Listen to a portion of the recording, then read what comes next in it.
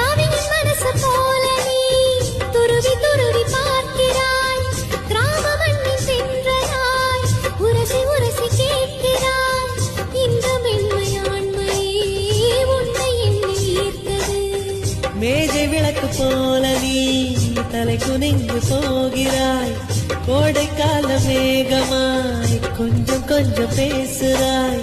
இந்த தன்மை தானடி என்னை உன்னில் கோர்த்தது. இதய துடிப்பு என்பதே நிமிஷத்துக்கு என்பது.